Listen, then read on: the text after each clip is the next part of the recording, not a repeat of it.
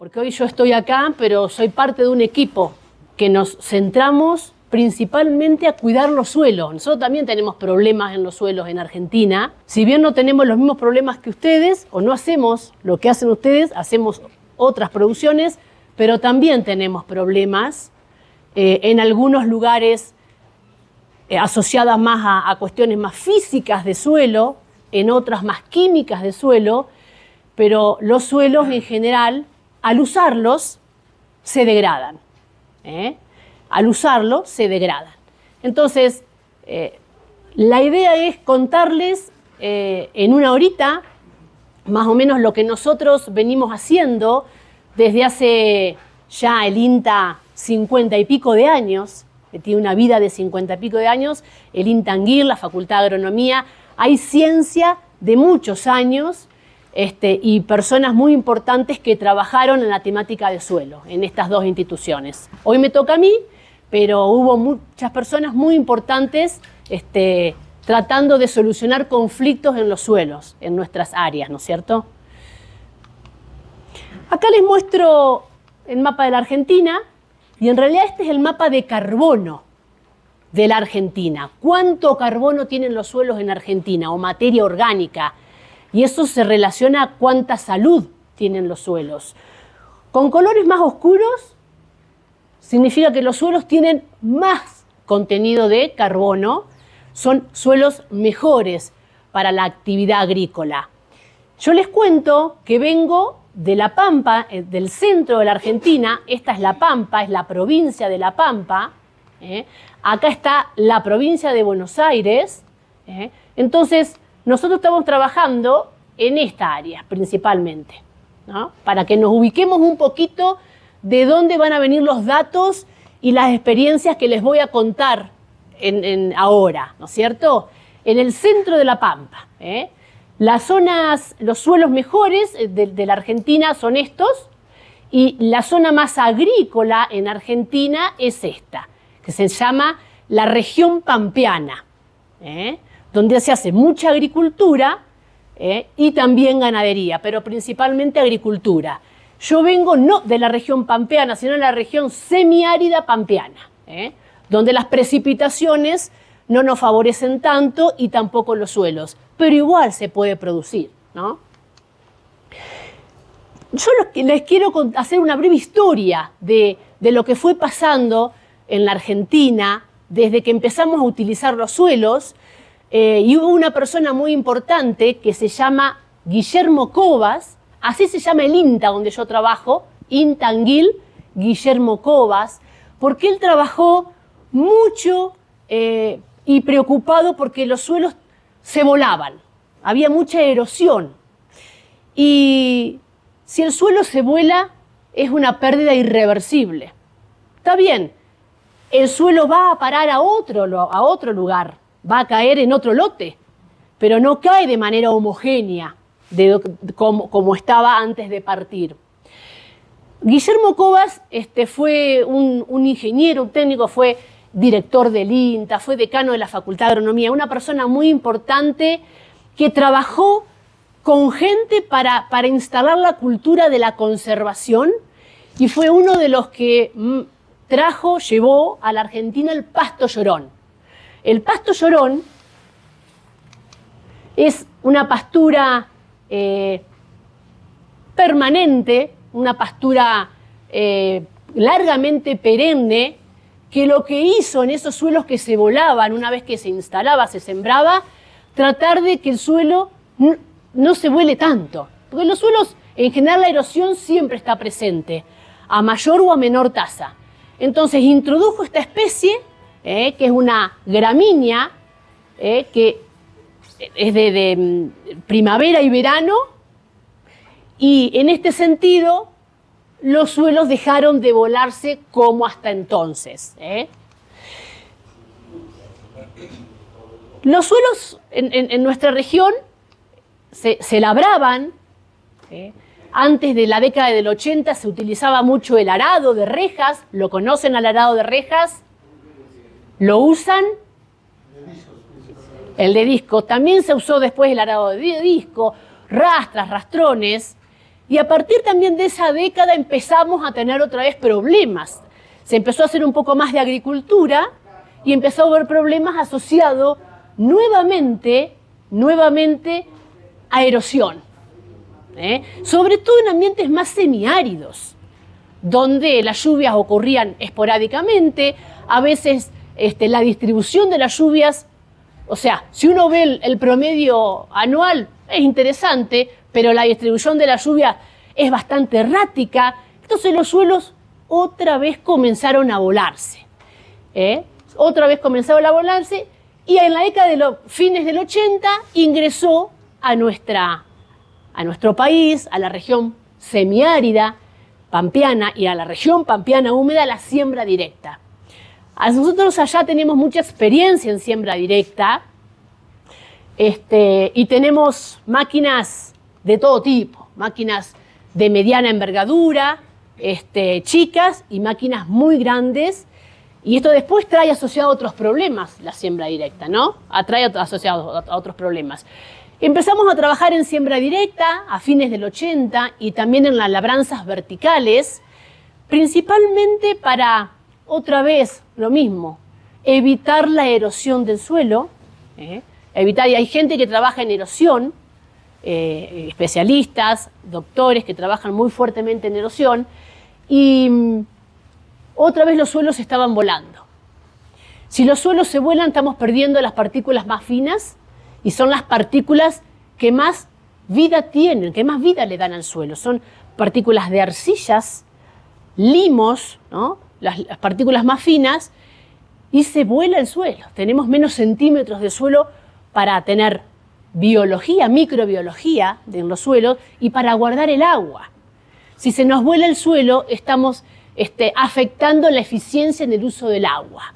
Entonces se empezó a trabajar con labranzas verticales, hay de distintos tipos, fuertemente, y con labranzas con siembra directa, tratando de que los productores adopten esta tecnología. Y el INTA y las facultades, las universidades junto con el INTA lo que hicieron eran ensayos de distintos cultivos a través del tiempo para demostrar las prácticas y los beneficios de usar este sistema de labranzas. Porque en realidad, para que el productor lo adopte, el productor tenía que ver los resultados de sembrar con este tipo de sembradoras o de aplicar labranzas verticales, tenía que ver resultados en el maíz, en el trigo, en el centeno, en los verdeos de invierno. Sin resultados, el productor no va a adoptar tecnología. Entonces, el INTA es muy importante y las facultades para mostrarles a los productores cómo las prácticas son unas herramientas útiles para conservar los recursos naturales, ¿no es cierto?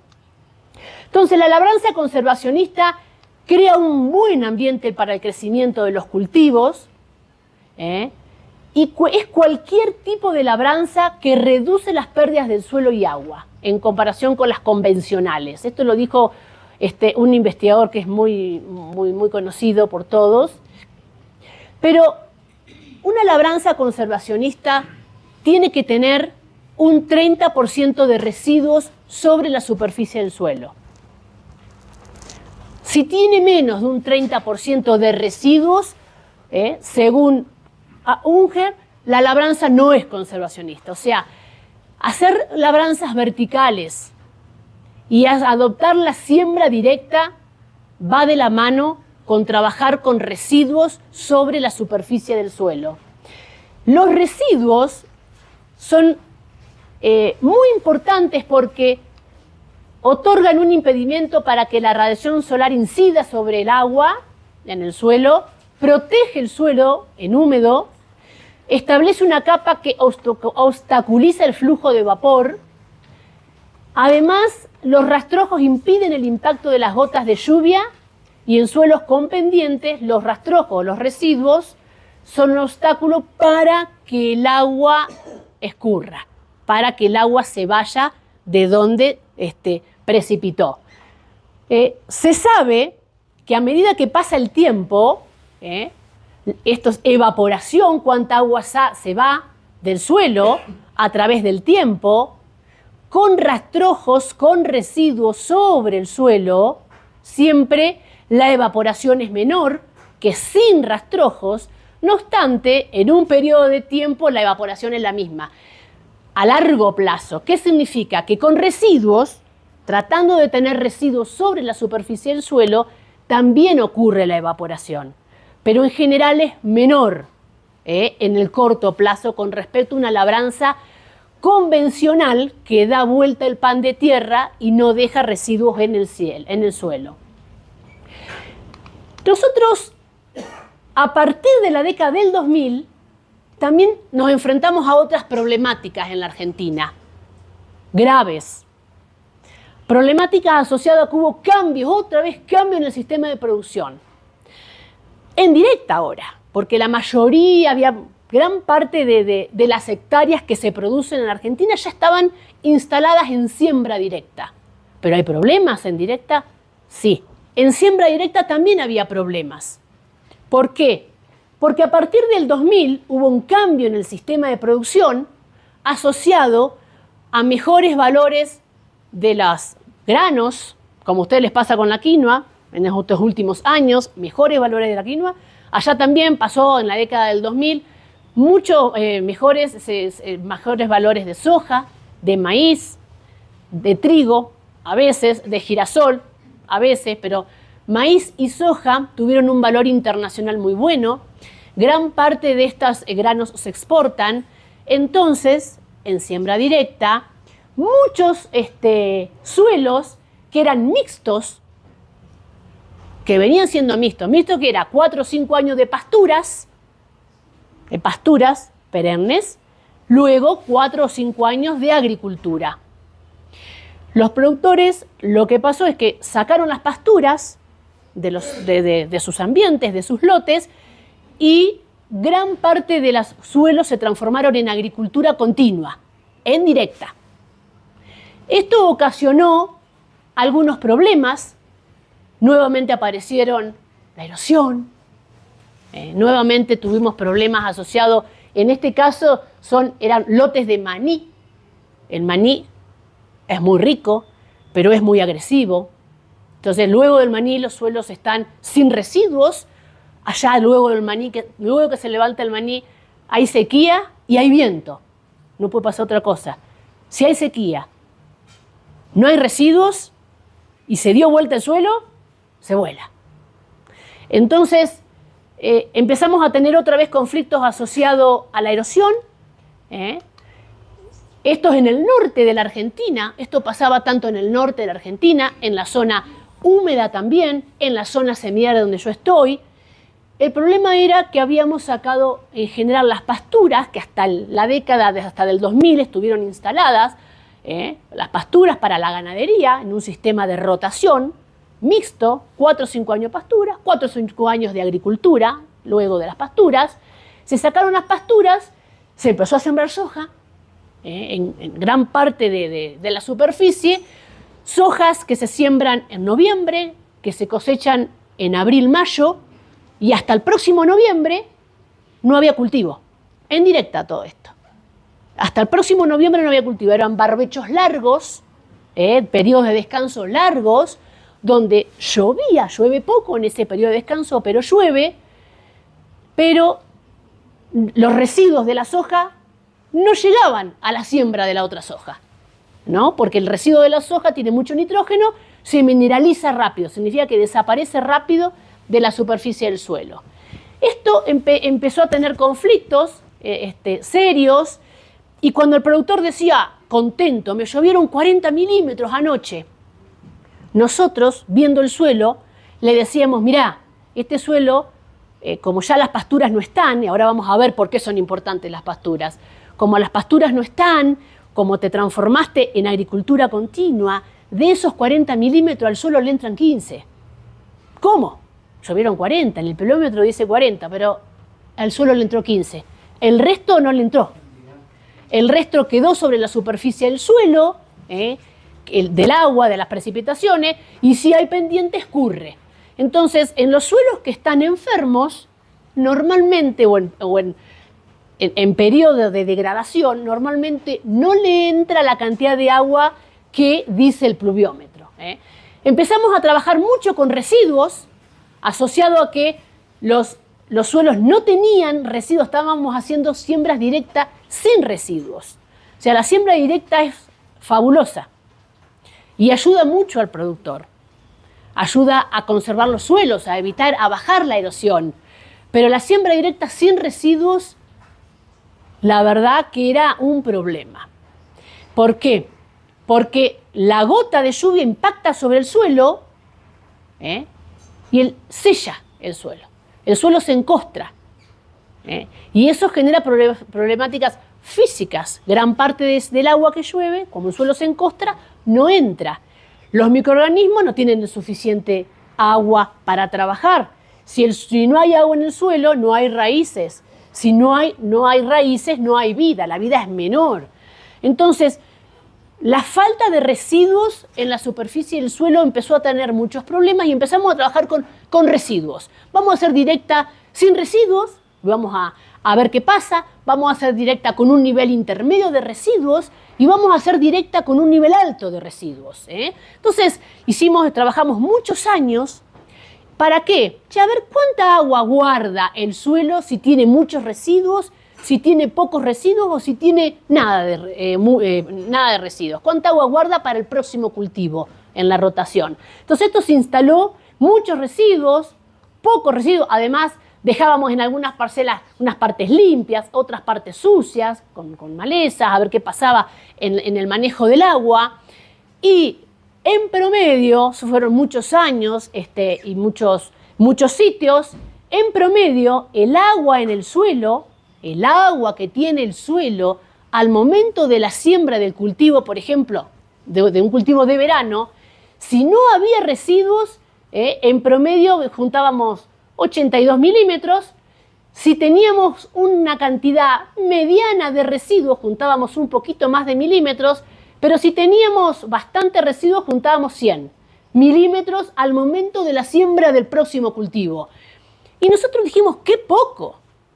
Dejo muchos residuos sobre la superficie del suelo, pero guardo tan solo en promedio de todos los sitios entre 20 y 30 milímetros de agua. Nos parecía que era poco.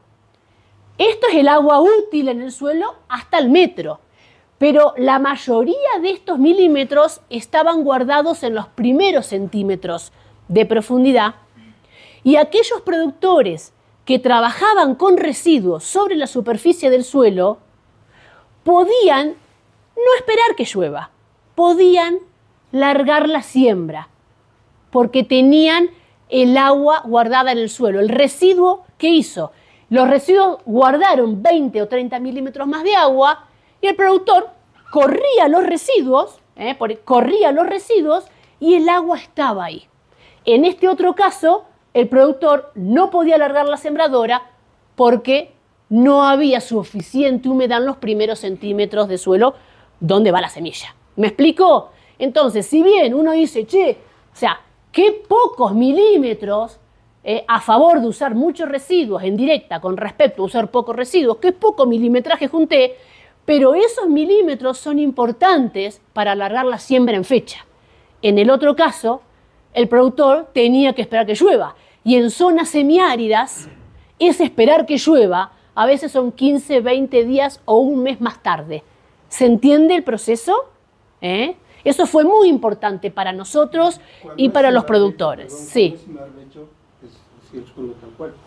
El barbecho en realidad se hace con el suelo tal cual, sí. Con el suelo y dejamos los residuos sobre la superficie. ¿Qué significa? Nosotros ya tenemos sistemas mixtos. Entra la hacienda a comer, a veces se comen los residuos, pero que no sea que no coman todos los residuos, que sea un uso por parte de la ganadería bastante tranquilo por parte de los residuos. Hay campos que están en agricultura continua, no tienen hacienda, pero luego de las hojas, la soja deja poco residuo y con una tasa de un carbono nitrógeno muy baja. ¿Qué significa? Que tiene mucho nitrógeno y la soja, el residuo de la soja no llega a la próxima siembra. Entonces son barbechos con pocos residuos. Y eso traía problemas también, ¿no? Entonces, fíjense la importancia de usar residuos.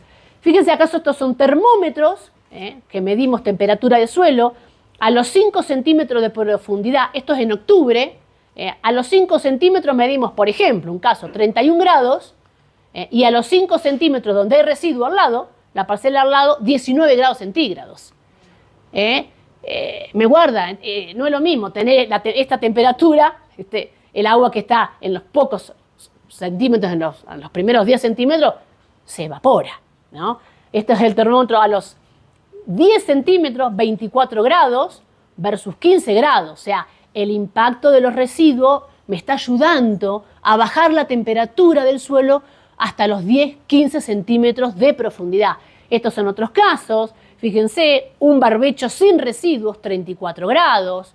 Un barbecho con otros residuos, cultivo cobertura, que después vamos a hablar, 28 grados. Acá tenemos muchos termómetros en algunos ensayos nuestros. Entonces, los residuos son una estrategia muy importante para guardar el agua, aunque es poca el agua que se guarda. Es poca el agua que se guarda. ¿Por qué? Porque en región semiárida tampoco llueve mucho y porque nuestros suelos son arenosos, arenosos francos y franco-arenosos que no retienen tampoco tanta agua. No retienen tanta agua. Entonces, pero esos 20, 30 milímetros que guarda el suelo porque usamos residuos, si nosotros corremos estos residuos, el suelo está húmedo. Y si está húmedo, ya estoy más tranquilo. Tengo la humedad. A veces tenía que esperar temperatura de suelo para alargar la siembra. Pero es más fácil en una zona semiárida esperar temperatura de siembra que no humedad y no que me llueva. Porque a veces no llueve. Llueve más tarde. Entonces, como les contaba, en los últimos, a partir del 2000 hubo un cambio en los sistemas de producción, dejaron de estar presentes estos sistemas, estas pasturas, para muchos campos se transformaron en agricultura continua. La agricultura continua, fíjense, hay muchos o pocos residuos ahí. Pocos, pocos, son muy pocos. El agua que llueve en septiembre empieza ya a haber más temperatura, octubre, noviembre, los cultivos se siembran noviembre, diciembre, entonces llueve y hay temperatura alta, el agua se va. O sea, ese agua no pasa por una raíz. Llueve y se va a la atmósfera. Llueve y se va, porque no hay raíz. Son barbechos largos, desde cosecha a siembra. Eso pasó a partir del 2000. Y si abajo del suelo, ¿qué pasó? Ese cambio en el sistema de producción, ven distintas cosas. Este suelo lo sacamos de una palada de una pastura. Y este suelo del mismo campo, en una zona más húmeda que la mía, pero pasa lo mismo porque los procesos del suelo son los mismos. Este en una zona más húmeda, este en una zona más seca. La velocidad con que pasan no, pero los procesos son los mismos. Fíjense, esta es una palada de suelo que salió de este suelo, de este lote, que hace 20 años está trabajándose en agricultura continua, ¿no? ¿Le llaman la atención? El mismo campo, llueve lo mismo, la temperatura ambiental es lo mismo, todo lo mismo. Saltamos el alambrado de acá a acá, esta es una reserva, son un poquitas hectáreas que el productor dejó en pastura. ¿Y qué pasa acá? ¿Qué ven acá que acá no hay? Raíces, exactamente. ¿Qué más? Estructuras distintas. ¿Cómo es la estructura acá, por ejemplo, con respecto a esta?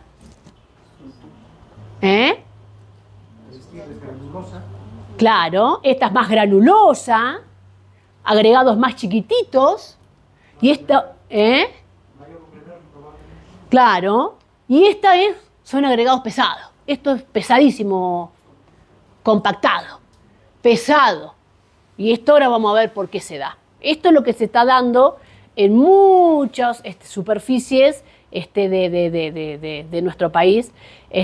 Pero tenemos esto al lado, Sí, pero el cambio en el sistema de producción, sacamos las pasturas, nos volcamos a la agricultura continua en directa, Por eso estoy hablando, estamos en directa. Por eso la directa sola, esta fue una directa con pocos residuos a través del tiempo.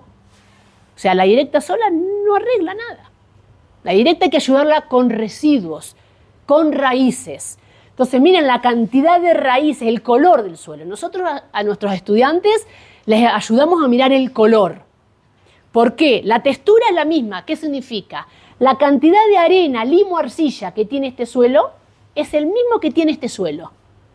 Sabemos que los suelos, cuanto más materia orgánica tiene, mejores son.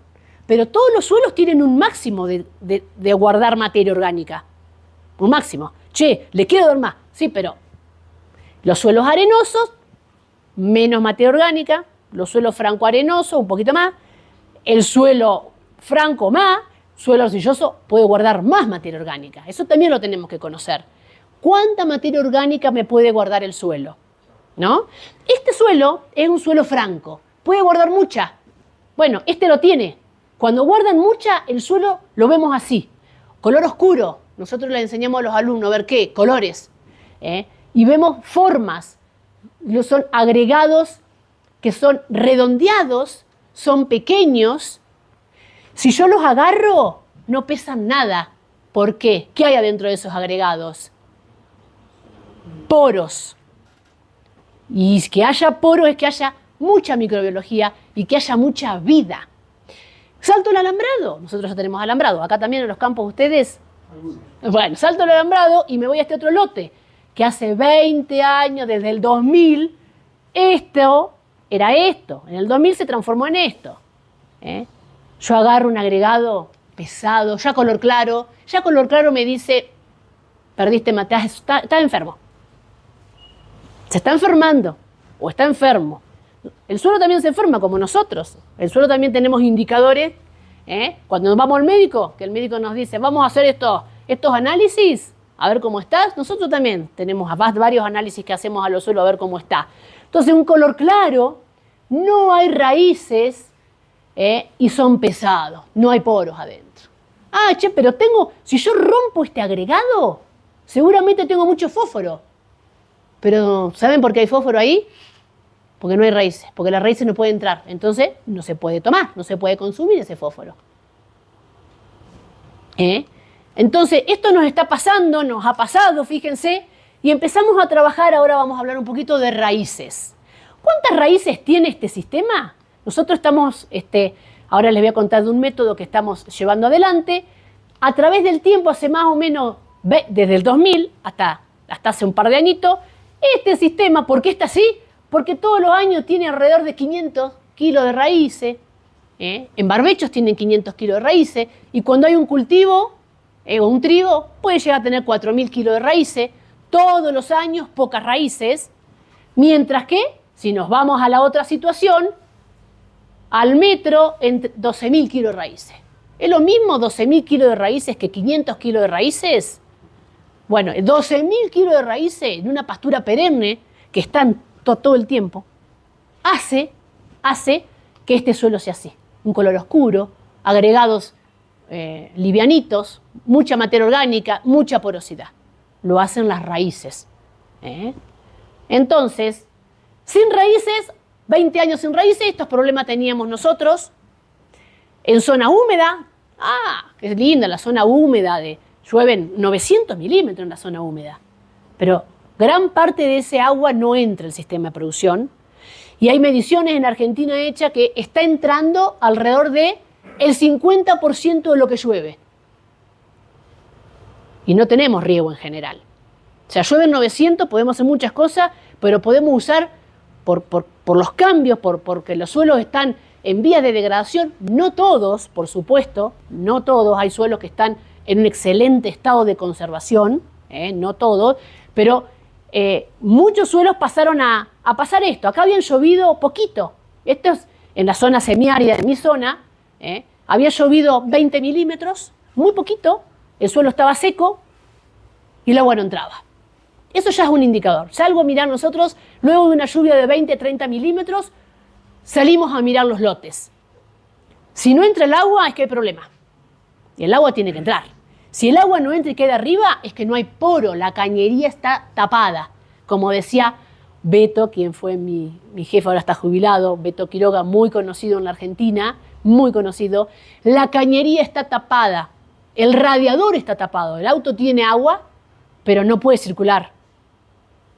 Se me calienta el auto. Sí, pero el tractor, él le decía, iba a los campos de los productores para que lo entiendan, decía, el tractor tiene agua, Sí, pero no circula porque el radiador está tapado. Eso nos pasa en los suelos. Se tapa la cañería de poros porque los suelos van perdiendo materia orgánica, los microorganismos cada vez son menos y los poros se van recostando en el suelo, tomando posiciones que no están conectados entre sí. Entonces el agua no tiene cañería para entrar. Y en región semiárida, si el agua no entra, es tremendo. Porque a nosotros no nos llueve lo que necesitamos para hacer trigo. Yo siembro el trigo y cosecho. Yo necesitaría que me lluevan 400 milímetros. A mí no me llueve desde que siembro el trigo y lo cosecho 400 milímetros. Yo tengo que hacer barbecho, tengo que juntar el agua antes. No llueve lo que el girasol necesita. No llueve en zona semiárida lo que el maíz necesita, lo que el sorgo necesita. Entonces, si encima tengo un cultivo y no entra el agua, entonces estamos en problema. Esto todo indirecta. Esto eran directas de una soja a otra soja. En gran parte de la Argentina empezó a pasar eso. Fíjense lo que son estos suelos, en directa, por eso yo el sistema de labranza por sí solo no hace magia. Si nosotros el sistema de labranza en directa no lo ayudamos con residuos, usar solamente directa por usar, no vamos a ir muy lejos. Yo quiero que eso quede claro.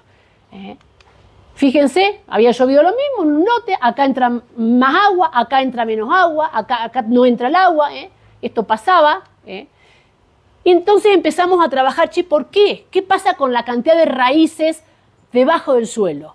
Empezamos a trabajar mucho en raíces, como grupo, que escribimos algunas cosas en raíces. Esto es una publicación muy práctica para estudiantes, para colegas. Empezamos a ver qué pasa. Estos eran los pastizales naturales que nosotros teníamos hace muchos años, que los sacamos en Argentina para entrar a usar los suelos en agricultura y en ganadería. Luego estas pasturas se fueron y este es el suelo en agricultura. ¿Ven los cambios de raíces? Acá estos eran pastizales naturales con muchas raíces, gramíneas. Esto era una pastura implantada, después que esto se sacó, que empezamos a utilizar los suelos para generar alimentos, que es necesario usar los suelos para generar alimentos.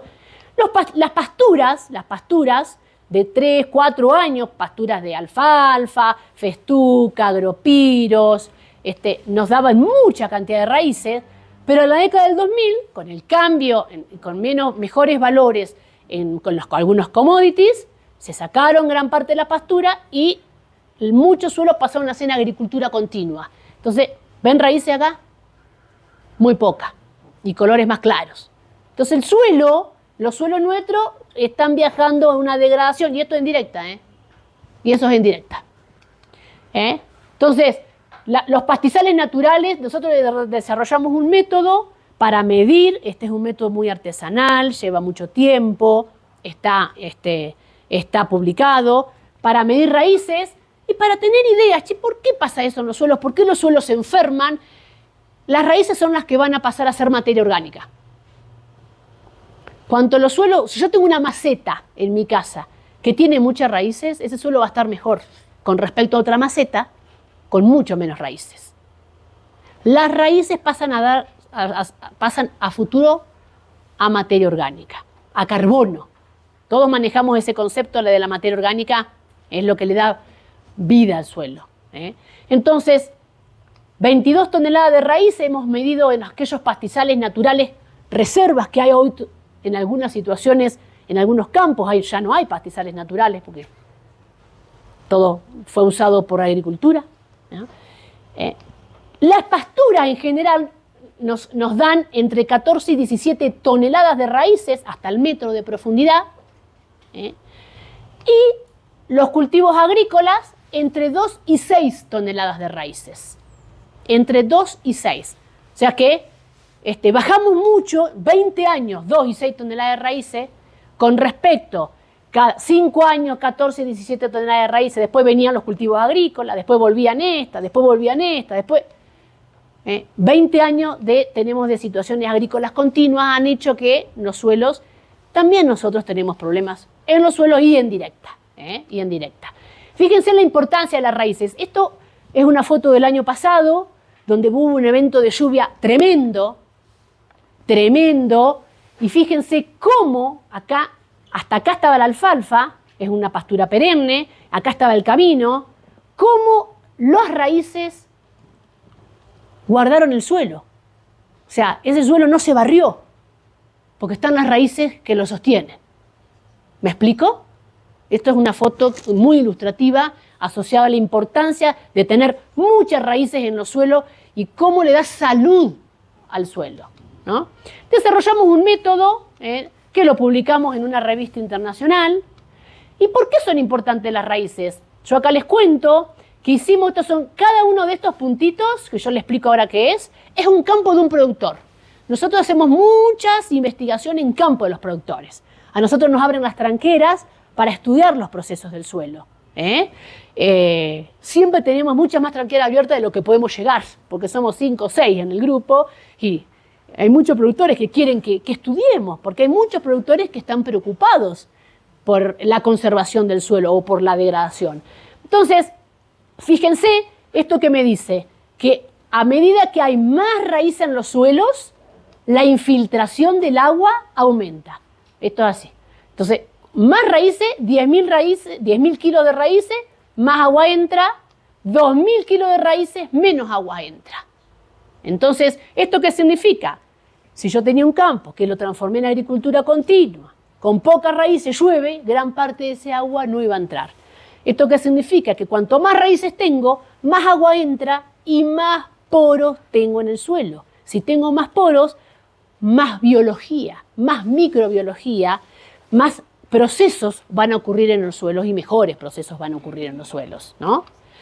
Entonces, nosotros como grupo hicimos una tablita de distintas especies, por ejemplo, pastizales naturales, que hoy esto ya casi no hay en nuestra zona, cuántas raíces tienen hasta el metro, la pastura de primer año, 9 toneladas, todo el maíz de grano, el maíz de silo, el sorgo, el girasol, y fíjense que todos estos cultivos, que son agrícolas, que están de manera muy importante en las rotaciones, nos dan poco contenido de raíces cuando están en el lote, pocas raíces, siempre raíces.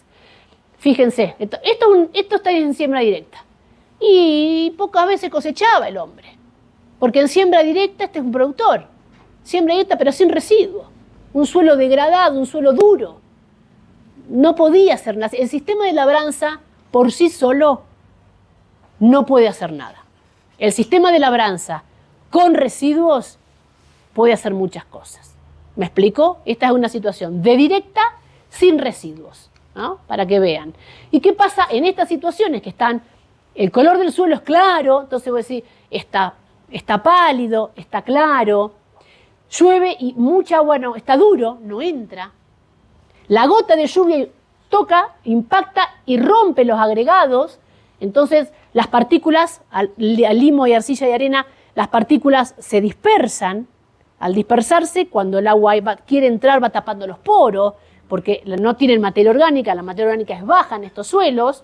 Entonces, la verdad que es complicado. Así se ve arriba, y abajo, ¿cómo se ve? Nosotros acá le hacemos ingresar agua con unos botellones, pues vamos a ver, y fíjense cómo ingresa el agua, para el costado. Para el costado, cuando el agua debería ingresar verticalmente. ¿Qué significa? Que en esta parte la cañería de poros está tapada. En esta parte la cañería de poros está tapada. Entonces el agua tiene que ir por algún lado, tiene que ir por poros que le permita infiltrarse. Esto pasa cuando los suelos se enferman, cuando las raíces han tenido poca participación en los últimos 20 años de manejo. Entonces, fíjense, ¿por qué nosotros hablamos mucho de agua? Yo se los cuento qué es. Para el caso de girasol. Para nosotros el agua, si bien no nos llueve lo que nos gustaría, nunca nos llueve lo que nos gusta, lo que quisiéramos, lo que necesitamos, siempre llueve menos. Siempre llueve menos de lo que necesitamos, pero el agua es el principal nutriente para hacer girasol, para hacer maíz, para hacer trigo, en el caso de ustedes seguramente para hacer quinoa. El 70%, este es un gráfico que me dice que el 70% de la producción, en este caso de girasol, depende del agua. Por eso trabajamos tanto con los poros, con la física, con el agua tiene que entrar.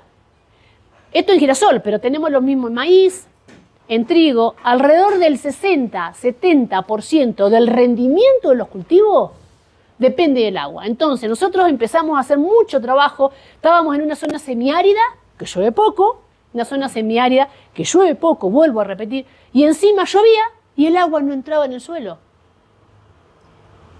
Era tremendo, ¿no? Entonces empezamos a trabajar también en esto.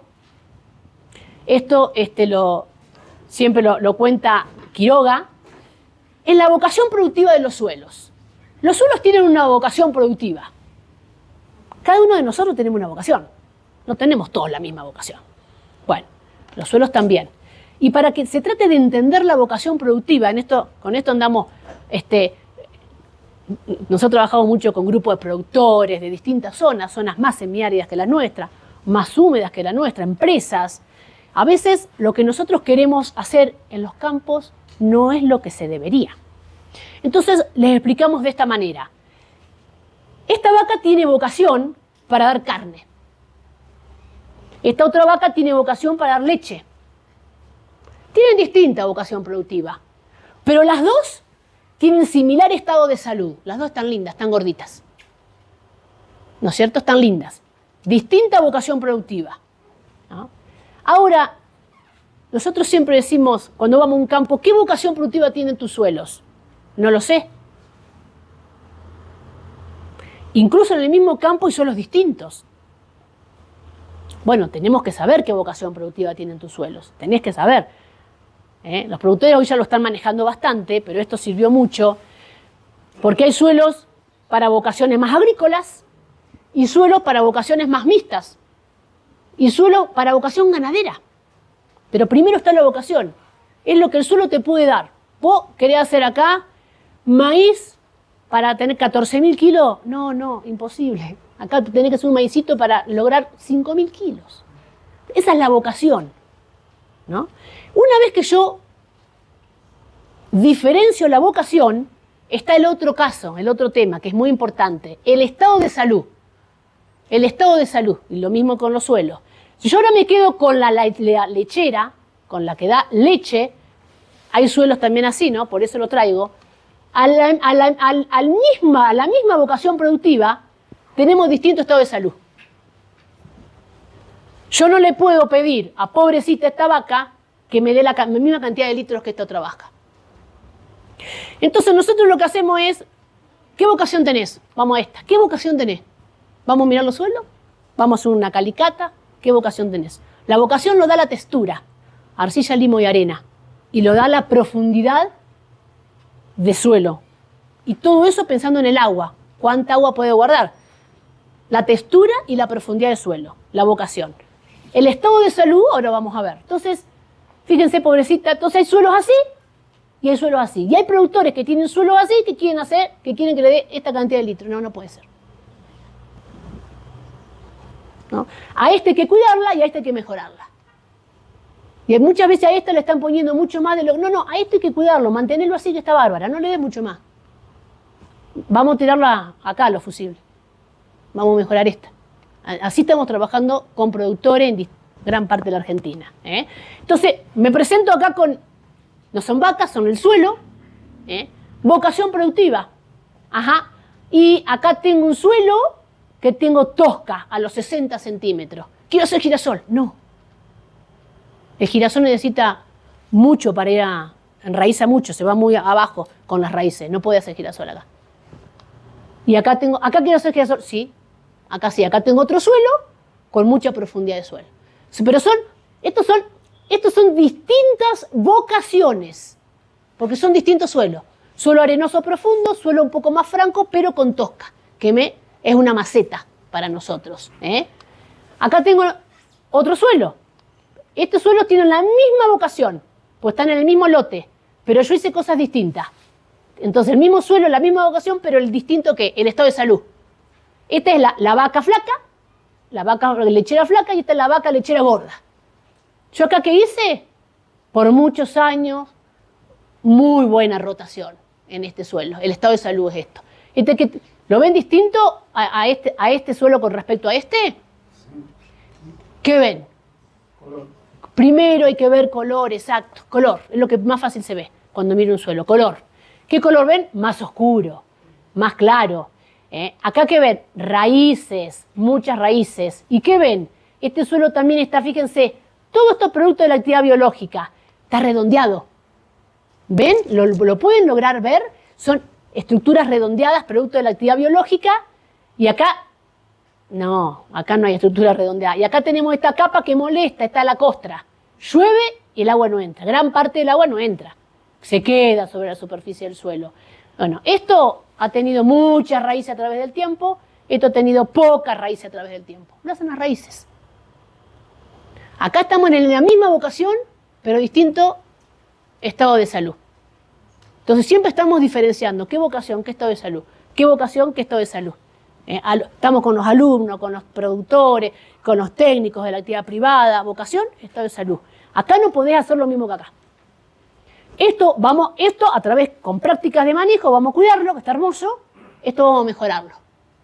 Y esto está en directa, Por eso yo digo, la directa, pero en directa con pocos residuos y pocas raíces. Ahora vamos a hablar de directa, bien, con residuos, a ver qué hace la directa con residuos, ¿no? Ahora les voy a presentar un caso, que es un caso de estudio que estamos ahí desde el 1993, en el mismo campo. Ya somos amigos de los dueños, porque estamos trabajando un ensayo de larga duración, le llamamos. No sé si acá ustedes trabajan con ensayos de larga duración.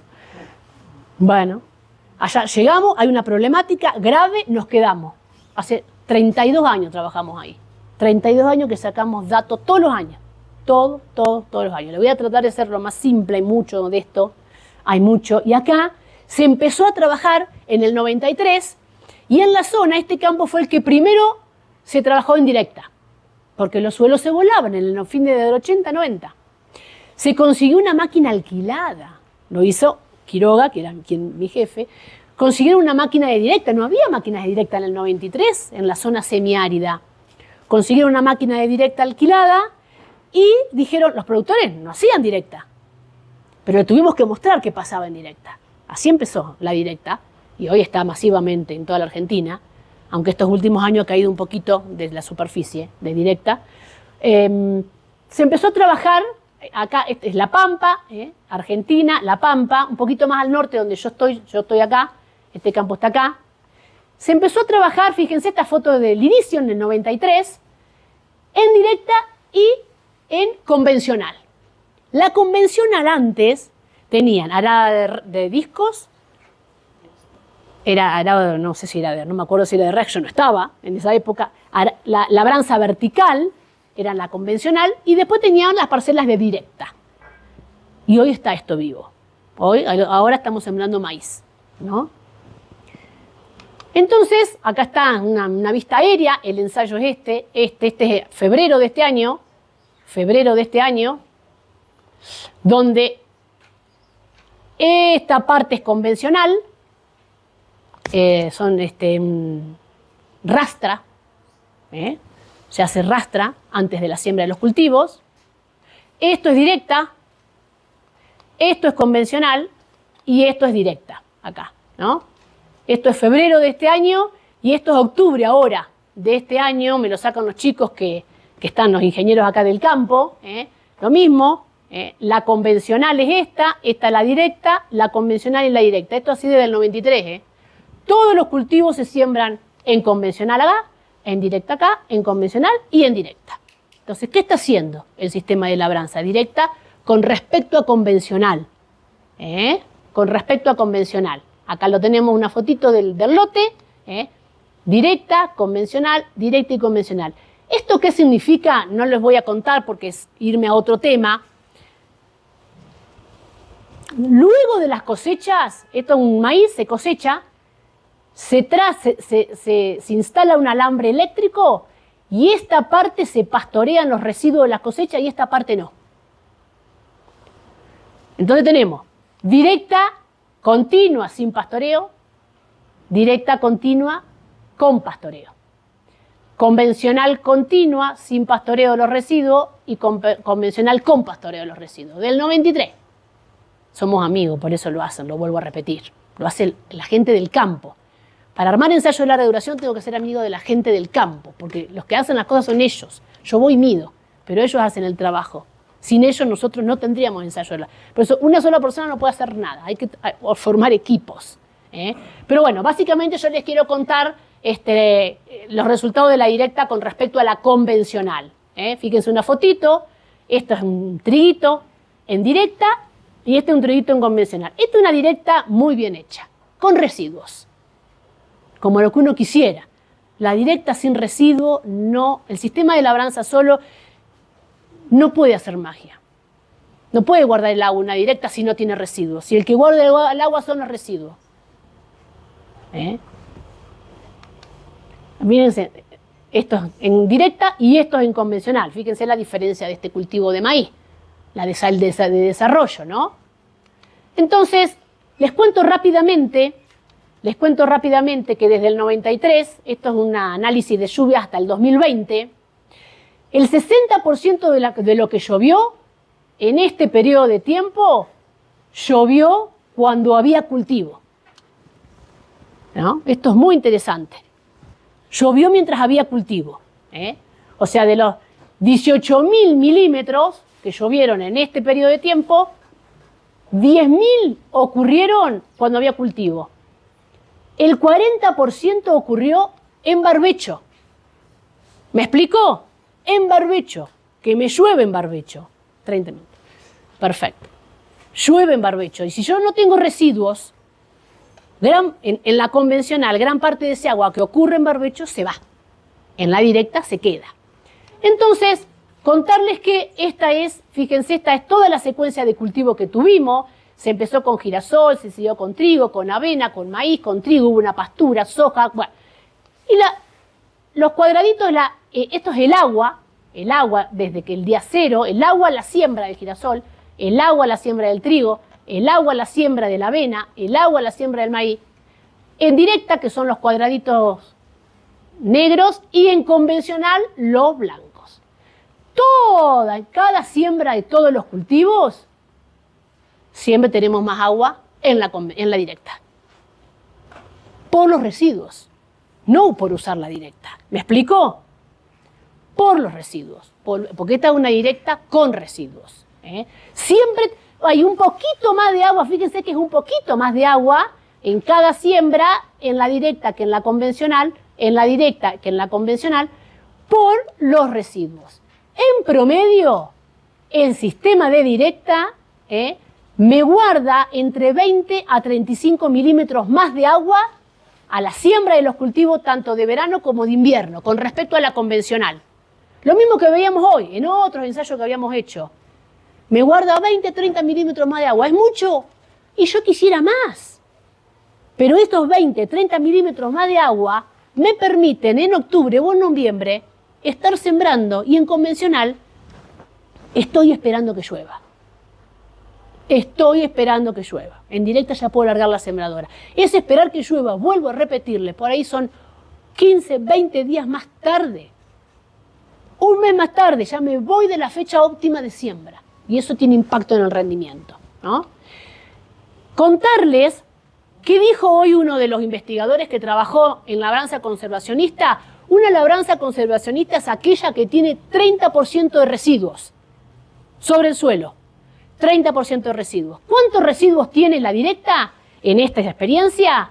Y bueno, 60%, 90% cuando sembramos el trigo, cuando sembramos el maíz, acá un poquito menos. Acá, bueno, en general, en cada siembra de la rotación, tiene más del 60% de residuos, cuando, ¿qué dijo? Para disminuir la erosión eólica, tiene que haber más de 30% de residuos. La directa lo tiene. Fíjense qué cobertura tiene la convencional por debajo del 30% de residuos. Impacta en que no guarda el agua y se vuela. Por eso se vuelan los suelos. Porque la convencional tiene en general menos del 30% de residuos que está establecido mundialmente. Más de 30% de residuos es una siembra, es un sistema conservacionista. Bueno, la convencional no tiene más de 30% de residuos. Acá simplemente les quiero mostrar yo les cuento, no se asusten por el gráfico, que nosotros después seguimos, ¿cuánta materia orgánica en directa, en convencional, desde que se inició la experiencia? ¿Cómo es la salud del suelo? Cuando se inició la experiencia, el suelo tenía esta salud, que no era mala, y en el 2020, esta es directa, esta es la de directa, y esta es la de directa, la verde, cuando me como los residuos, fíjense cómo caen con el uso de la ganadería, y fíjense cómo está la convencional, muchachos, la convencional, la roja. Hacer siembra convencional, cómo baja el contenido de materia orgánica. A largo plazo, el suelo pierde calidad de suelo, pierde calidad de suelo. Pero nosotros, como la directa tampoco mejoró mucho la materia orgánica, porque pasamos de casi 2 a 2,5 en 30 años, dijimos, no mejora la materia orgánica, lo que hicimos es poner una pastura. Pusimos una pastura, la tuvimos 4 años, y en el 2025 medimos materia orgánica, y fíjense cómo todos los sistemas mejoraron el contenido de materia orgánica. ¿Por qué? Porque pusimos una pastura. Veníamos en agricultura continua, con 6, 7, 5.000 kilos de raíces, 4, 5 mil kilos de raíces. Le pusimos una pastura, y la pastura, ¿cuánto me dio? 4 años de 12, 13.000 kilos de raíces. ¿Me explico? La importancia de las raíces en el suelo. La pastura que hizo que en directa o la convencional mejore la calidad del suelo, levante la materia orgánica, que es el sustrato para los microorganismos, que hace que el suelo tenga una buena calidad. Me quiero apurar un poquito porque quiero contarles la siembra directa. Esta es la cantidad de agua que entra en el sistema de directa, es mucha más comparado con el sistema de convencional. Esto es la materia orgánica particulada, no sé si es un indicador de calidad del suelo. En directa es bastante superior que en convencional, ¿no? Distintos equipamientos que tenemos para evaluar calidad de suelos, y en todos la directa está mejor que la convencional. Y para cerrar esto, un promedio de rendimientos en directa, 4.400 kilos de muchos cultivos. El promedio de directa de la convencional, 3.800 kilos. Y fíjense la cantidad de agua a la siembra en directa, 148 milímetros y 120. O sea, la directa, con residuos, me guardan más agua, me estabilizan el suelo, tengo mejor actividad biológica, que hemos medido, no los traje para no irme de tema. Mejoramos los rendimientos de los cultivos, pero eso lo hace la directa con residuos, ¿no? Con residuos. Me quiero contarles otro caso, que este es un ambiente natural, así eran todos nuestros suelos, en el medio de la pampa, en la pampa. Nosotros hemos sacado esto para hacer agricultura. Esta es una especie Prosopis caldenia, es el caldén. Teníamos mucho de estas y eran pastizales. Nuestros suelos estaban gobernados por pastizales naturales. Este suelo tiene mucha materia orgánica y está en producción. El dueño de este campo hace producción ganadera, mucha materia orgánica. 7%, es una locura. Entra el agua, el pluviómetro dice 100, llueven 100. La actividad biológica es a tope. Pero el productor dice, pero me da poca cantidad de pasto. Me da poca ganancia animal. Hoy hay una ley de bosque, no se pueden talar. Esto se ha talado mucho en La Pampa, hace varios años. Esto es una cosa hermosa. Ahí trabajamos mucho en esta situación. Y saltamos el alambrado, tenemos esta situación. En agricultura continua hace 50 años. En 50 años, ¿a nosotros qué nos pasó? Que también tenemos problemas. ¿Qué nos pasó? Nos pasó de tener hoy 7% de materia orgánica. Hace 50 años atrás, no sé cuánto había, porque no hubo datos. Por eso hay que medir. Porque sin datos no sabemos. Hace 7 años atrás esto tendría más, quizás. Porque esto también se usa y se degrada. 7% hoy, ¿no? Salto el alambrado y tengo esto, que es este suelo, que tiene 1,9. En 50 años bajamos de 7 a, hoy tienen 7, 1,9. Por el uso, ¿quién lo hizo? Nosotros. Para hacer agricultura. Entonces el hombre viene y dice, yo quiero hacer soja. Estaba el boom de la soja. Nosotros dijimos, la vaca, las vacas, la lechera, la verdinango, no tenés vocación para hacer soja. Quiero hacer soja. No tenés vocación para hacer soja. Quiero hacer soja. Bueno. Entonces nosotros le propusimos, vamos a hacer soja como usted quiere, y vamos a hacer soja como nosotros haríamos. Entonces hicimos soja utilizando una estrategia, porque eso eran directa. Él hacía ya, los últimos 20 años hacía directa, una directa muy complicada. Son estas fotitos. A ver dónde están las fotitos. Una directa que está el suelo muy complicado. El campo. Ahí no tenía vocación. Vocación, ¿no? Vamos a internalizarnos en la vocación de los suelos, ¿no? Entonces le dijimos, bueno, vamos a tener que mejorar ese suelo porque físicamente está muy complicado y empezamos a trabajar ahí con esto, que no sé si lo han escuchado hablar, seguro que sí, en la facultad, con cultivo de cobertura. ¿Sí? Son especies que sembramos, que no las comemos, no las edificamos y no las cosechamos. Cuando empezamos a trabajar en esto, fue muy duro, porque los productores no podían creer lo que estábamos haciendo. ¿Cómo vas a sembrar algo y no lo cosechás? ¿Cómo vas a sembrar algo y no lo edificás? O no lo comés. Pero lo usábamos para mejorar el suelo. Y no iban en todos los suelos. No, en algunos suelos, para solucionar conflictos. Entonces nosotros le propusimos, yo se lo resumo, porque por cuestiones de tiempo, hacer cultivo de cobertura. Hicimos durante 10 años, todos los años menos uno, 9 cultivos de cobertura, que era un centeno. Se sembraba después de la cosecha de la soja y se secaba para hacer un barbecho, para sembrar la soja, durante 9 años. Y ahí hacíamos soja. Y él hacía soja acá, en estas parcelas, barbechos largos, en directa, pero barbechos largos.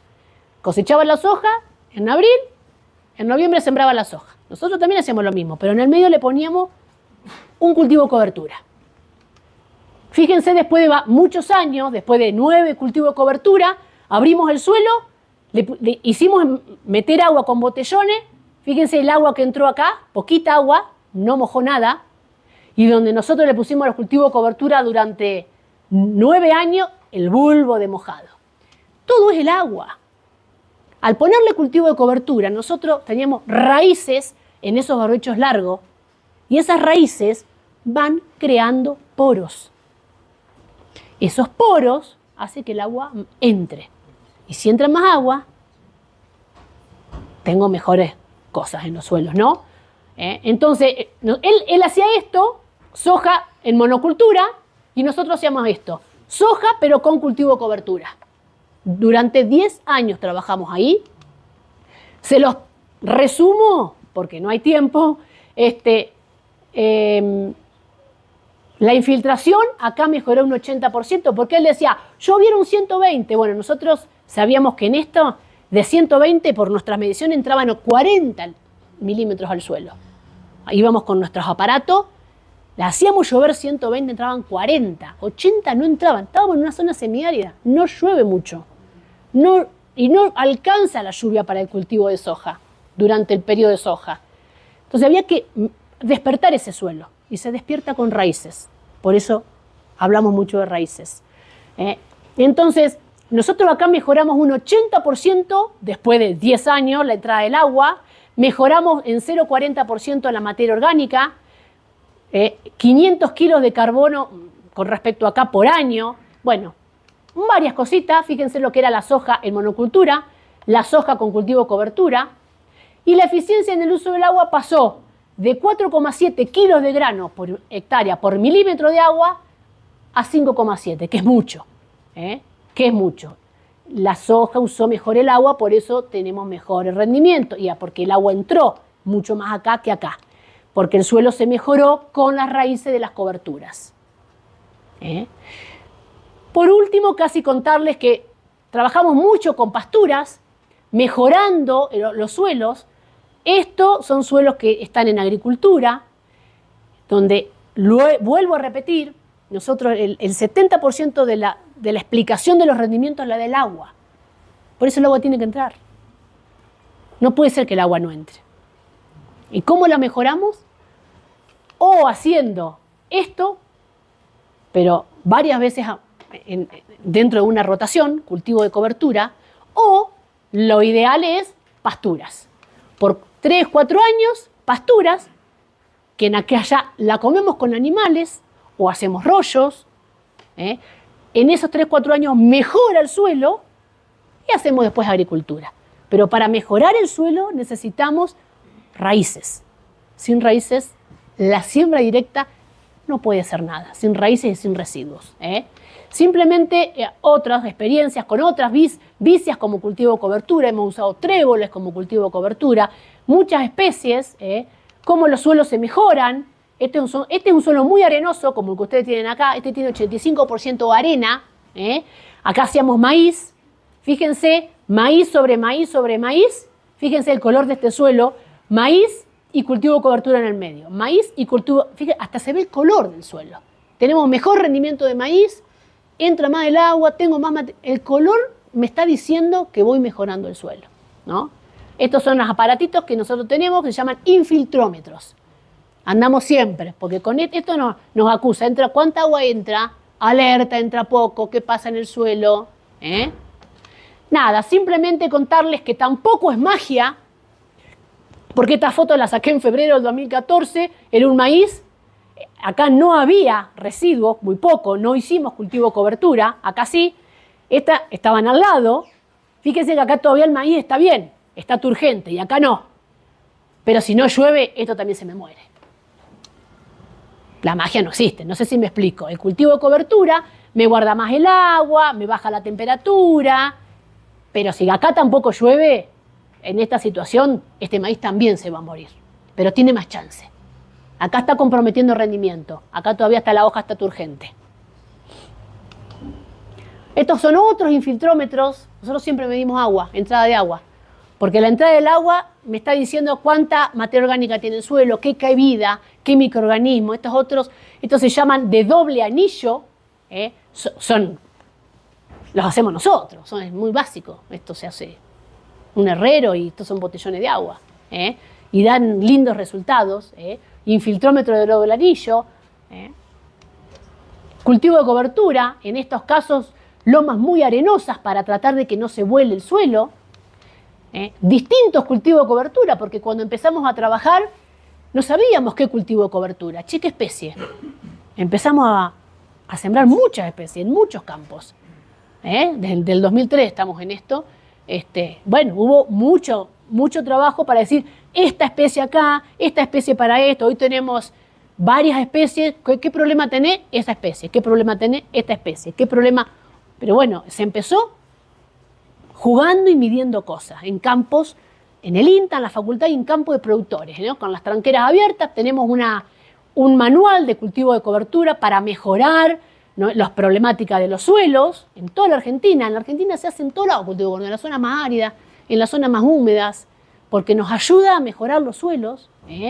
Ahora estamos escribiendo el segundo manual de cultivo de cobertura, una fotito. Y por último, ya tengo 15 minutos para terminar, quería mostrarles esto, que estamos trabajando en esto, que es una guía de evaluación visual de la calidad de suelo, que es muy práctica para los estudiantes, para los técnicos de la actividad privada, para el productor. Está en PDF, es gratis, se las podemos mandar, no hay problema. Es una guía que la sacamos es de la Facultad de Agronomía y nosotros del INTA. Es una guía que mirando el suelo, sin hacer ningún análisis de mandar al laboratorio, yo digo, este suelo está pobre, mirándolo. Este suelo está bueno, este suelo está moderado. Simplemente utilizando 12 indicadores. El primero es la textura, el segundo es estructura, el tercero es porosidad, color, moteados, lombrices, profundidad potencial del enraizamiento, compactación, encharcamiento, evaluación del encostramiento, erosión y la salinidad. Son 12 indicadores que nosotros enseñamos a utilizarlos, a mirarlos, y estos 12 indicadores se le da un número, se ponderan, los más importantes se ponderan por 2, por ejemplo la textura, y nos da un número de evaluación visual. La guía está, después se las mando, es muy sencillita, muy práctica. Entonces, ¿qué hacemos? Hacemos una pequeña trinchera y miramos el suelo, porque lo que nosotros queremos es mirar el suelo. ¿Qué pasa abajo? Abajo a veces pasan cosas que haciendo un análisis de 0 a 20 no las vemos. No sé, por ejemplo, en nuestro ambiente, a veces abajo hay napas. Esto es napa, esto es influencia de napa. Y hay productores que no saben que lo tienen. Che, pero tenés napa. El agua de la napa. Buenísimo. ¿Qué calidad? Si son muy buenas, la raíz se tiene que conectar. Si es mala, como en este caso que acá ahí sale, este agua de la napa es mala, ahí sale. La raíz no se tiene que conectar. ¿O qué especie ponemos acá? Pero estas cosas las vemos cuando abrimos una trinchera, abrimos una calicata se llama. O este es un B, un horizonte B. Bueno, las abrimos, es sencillo. Entonces esta es la ficha de la guía. Acá están los 12 indicadores. A cada uno le pongo un valor entre 0, 1 y 2. El 0 cuando el indicador es muy pobre, el 2 cuando el indicador es muy bueno. Y el 1 cuando es moderado. Por ejemplo, la textura, en este caso era un franco arenoso, entonces le puse un valor de 1, un valor moderado. Se pondera por 3, porque es un indicador muy importante. Entonces 3 por 1, 3. La estructura, sumamos y me dice que ese suelo tiene un valor de 29,5. Un suelo pobre es cuando está entre 0 y 30, o sea que este suelo es pobre. Un suelo moderado entre 30 y 45 y un suelo bueno entre 45. Pero es mirándolo. Enseñamos mucho, estamos con los alumnos, con mirar los suelos, con los técnicos de la privada, porque los suelos hoy se miran muy de arriba, allá, con drones, con las cosechadoras de rendimiento, con imágenes de satelitales, se están mirando mucho de arriba, y somos pocos los que miramos el suelo desde abajo, viendo dónde está el problema, para tratar de solucionarlo, ¿no? Entonces nosotros ya estamos trabajando, fíjense, en distintos lugares de la Argentina con esto. Hoy ya hoy tenemos 54 campos que están trabajando en evaluar sus campos. Hay productores que quieren, ¿cómo está mi campo?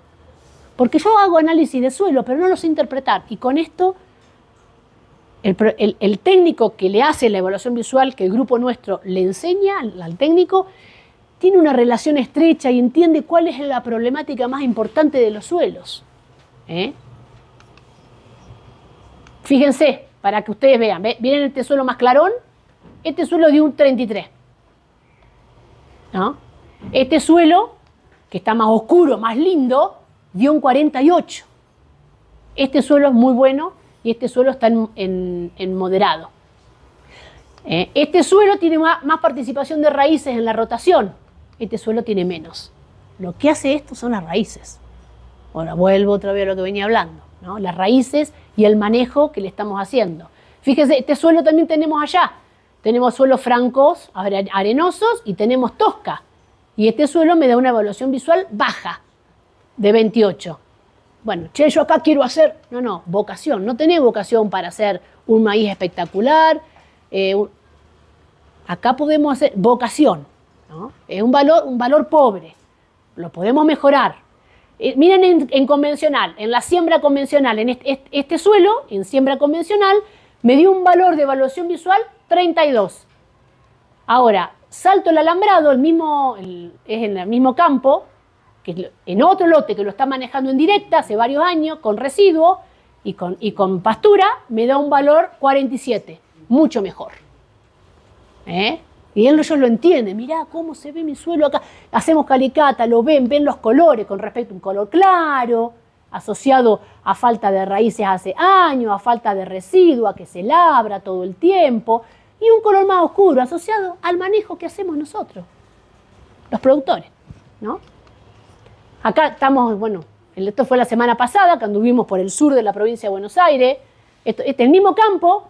Estaba preocupado, mirá cómo está un color claro, no tira el verdeíto, está feíto, y tenía después otro lote así. Y claramente acá hace otras cosas que acá. Bueno, esto hay que conservarlo y esto hay que mejorarlo.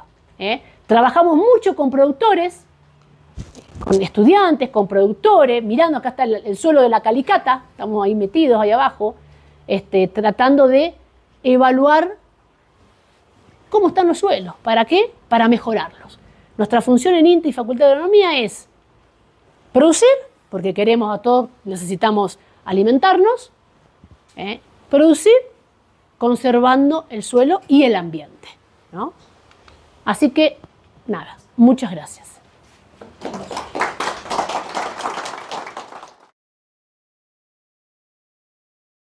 Este carbonato de calcio que está en nuestros suelos está solidificado, la tosca blanca, que jugamos cuando éramos chicos, nos tirábamos toscas, solidificado en un lote. El carbonato puede estar a 40 centímetros o a un metro. Por eso hay que saber cómo está, porque está enterrado a distintas profundidades. Y después a veces no está solidificado y no lo ves, está en la masa del suelo y con ácido clorhídrico reacciona y libera una espuma y ahí sabemos que, mira, hay carbonato de calcio que no la vemos, pero que reacciona a los 20 centímetros y eso hace que hay menos agua para el cultivo. Porque el carbonato de calcio lo que hace es guarda agua es una sal, guarda agua para él. Entonces tengo que saber si tengo. Y cuando el suelo se va secando, el suelo se pone más duro para que la raíz penetre. Entonces nosotros enseñamos eso. Primero, hay tosca masiva, dura, ¿a dónde? ¿A qué profundidad? Y después en el perfil ver si hay carbonato de calcio en la masa del suelo que no se ve. Y vamos o con ácido muriático o con ácido clorhídrico.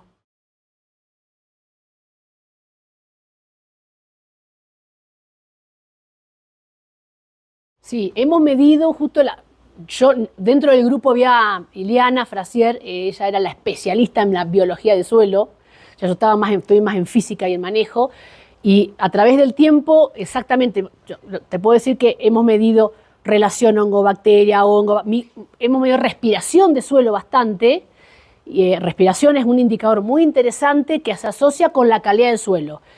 Y en ese módulo de 32 años tenemos muchos datos de eso. Hay siempre más respiración donde más carbono hay en siembra directa. Y menos respiración, entonces, y esto es un indicador de la actividad biológica, de la cantidad de microorganismos. Y está asociado también, por supuesto, al contenido de humedad. Entonces, cuanto un contenido de humedad acorde y una cantidad de carbono acorde, los microorganismos están tranquilos, están trabajando bárbaro. En cambio, los suelos que caen en carbono y encima ese carbono hace que el suelo se cierre y hay menos agua, pues no entra el agua, la actividad biológica y la respiración disminuye mucho, mucho. Nosotros, no hemos medido evaporación, pero sí medimos el contenido de agua, ¿no? El contenido de agua al momento de la siembra de un cultivo, en directa y en convencional. Y si hay más agua, porque se evaporó menos, pero no medimos exactamente la evaporación. Y esos 20-30 milímetros es el promedio de un montón de años de analizar humedad. Nosotros hacemos humedad hasta el 1,40 m. Cada 20 centímetros sacamos suelo y determinamos qué contenido hídrico tiene el suelo. Por eso, esos 20-30 milímetros a favor de la directa es al 1,40 m de profundidad, pero si yo lo desgloso, están en los primeros centímetros, están arriba, están en los primeros 40 centímetros, yo presenté 1,40 m, pero en los primeros 40 centímetros están gran parte de esos 20-30 milímetros más en la directa que en la convencional. No sé si te respondí. Mira, nosotros tenemos una precipitación de 650-700 milímetros, con años que llueven 1.200 y con años que llueven 200. No, y además, en directa la planta con residuo está más turgente porque está con más agua en el suelo. Es otra planta, otro desarrollo, de nada. En general nosotros, es cierto, normalmente se ambienta, porque a veces un lote tiene dos ambientes. Entonces trabajamos distinto, en el ambiente A y en el ambiente B. Exactamente, porque el ambiente A puede guardar más agua y el ambiente B puede guardar menos agua. Entonces, normalmente, en este caso, como no había relieve, era llano, el ambiente era el mismo, sacamos un valor promedio. Pero cuando hay variaciones en el relieve, trabajamos por ambiente. Son situaciones distintas. No sé si te contesté. Sí, al microrelieve yo me iba, ¿no? O sea, hay depresiones en el terreno y hay otros lugares donde es un poco ondulado, entonces... No, pero generalmente allá en los sistemas nuestros son más planos. No diferenciamos tanto porque el impacto en el microrrelieve no es tan importante. No tiene un coeficiente, no nos da un coeficiente de variación alto. Entonces lo desestimamos. Eso allá también nos pasa en los campos nuestros. Exactamente lo mismo. Por eso allá el 60-70% de los campos están alquilados. Ya el productor, como se ha fraccionado tanto, y los hijos se han ido y no están formados o sea, han estudiado otras cosas o trabajan de otras cosas, se van a las ciudades. Entonces hoy gran parte de los campos están alquilados por empresas grandes. Eso nos está pasando también allá. Es una cuestión muy, muy social que estamos sufriendo. Los pastizales en las zonas donde la agricultura entró ya no están. Los pastizales hoy se encuentran en el sur de la provincia donde llueven menos de 300 milímetros, donde ahí no se siembra el sur de la provincia. Entonces ahí sí están los pastizales naturales. Donde yo estoy, estaban los pastizales hace 80 años y los pastizales salieron cuando entraron los cultivos agrícolas. Entonces es importante dentro de una rotación las pasturas que están 4 años que semejan lo que antes hacían los pastizales, mejoran el suelo en esos 4 años. Mirá, los costos lo hace mucha gente, la gente que trabaja en la parte económica dentro de INTA, dentro de facultad. Los productores trabajan mucho a nivel económico, las empresas allá, mucho. Siempre depende del valor de los insumos y el valor de venta de los productos. Por la práctica de la siembra directa va con insumos con herbicidas y con fertilización. No obstante, siempre los rendimientos son mejores que el convencional. Y a través del tiempo estas diferencias se acentúan. Bastante mejores los rendimientos en directa que en convencional. A veces, en estos últimos 2 años, allá el 80% de los cultivos se hacen en directa, en toda la Argentina. El 80% en estos últimos 2 años ha decaído un poco porque algunas malezas se pusieron difíciles de controlar con herbicidas. Aparecieron malezas resistentes a los herbicidas que más comúnmente se usan, entonces algunos productores han labrado el suelo, que no está mal. Una labranza en un sistema de directa, una cada tanto, no está mal, porque nosotros siempre decimos como institución lo que es importante es la rotación, no el sistema de labranza. Si esa rotación que labro después viene de la mano de residuos, de pasturas, labrar con una rastra no es mala palabra, ¿no es cierto? Pero la adopción es alta, en estos últimos 2 años ha decaído un poquito, quizás aún según las estimaciones que habíamos estado mirando, 60-70%, pero asociado principalmente a que se ponían muy difíciles malezas de controlar, ¿no? En general no a los costos económicos para usar el sistema de labranza este.